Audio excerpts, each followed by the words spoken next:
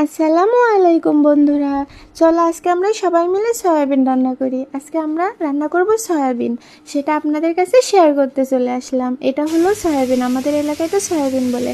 এটা আমি প্রথমে পানিতে ভিজাই রাখছি, আর ভিজাই রাখার কারণে কিন্তু এটা অনেক টইটম্বুর মোটা মোটা হয়ে যায় আর অনেক সফট হয়ে দেখছো বন্ধুরা। অলরেডি কিন্তু আমার সয়াবিনটা ফুলফুলভাবে ভিজে গিয়েছে। এখন আমরা এটা রান্না করব। আর একদমই সেম গোশের মতো মশলা কষায় রান্না করব। সেমভাবেই দেখো বন্ধুরা, পেঁয়াজ তেলে ভেজে নিচ্ছি, তারপরে হলুদ মরিচ সব কিছু অ্যাড করে আমি মশলাটা কষায় নিচ্ছি, এবং এতে আমি পরবর্তীতে আলু অ্যাড করে নেব। দেখো, বলার সাথে সাথে আমি আলুগুলোও অ্যাড করে নিলাম।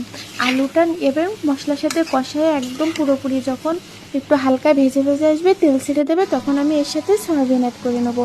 আর সয়াবিন খাইতে কিন্তু গোশের চেয়েও কম না, যদি রান্না ভালো হয় এটা কিন্তু অনেক মজাদার লাগে, আর একদমই মেন তরকারি হিসেবে ধরা যাইতে পারে আর কি।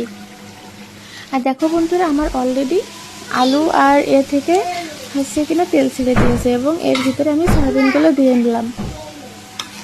সয়াবিনগুলো দেখছো বন্ধুরা, দেওয়ার পরে আমার মিক্স করার পরে কালারটা কেমন এসেছে, মাশাল্লাহ মাশাল্লাহ। এটা কিন্তু খাইতে অনেক অনেক মজা লাগবে। তারপর দেখো, আমি এর ভিতরে একটু হালকা কষায়ে পানি দিয়ে নিলাম, নাহলে আমার নিচেই কড়াইয়ে লেগে লেগে যাচ্ছিলো। এই যে পানি দিলাম, পানি দেওয়ার পরে আমি এটা এখন জাল দিয়ে নেব। দেখছো বন্ধুরা, সয়াবিন কিন্তু একদমই পাতলা, আর পানিতে দেওয়ার পরে এগুলো একদমই ভেসে ওঠে। এটা খুবই সুন্দর করে ধুয়ে নিতে হয়, নাহলে হালকা গন্ধ আসে। আর আমি যে কোনো সবজি বা তরকারির শেষে ধনিয়া পাতা আর রসুন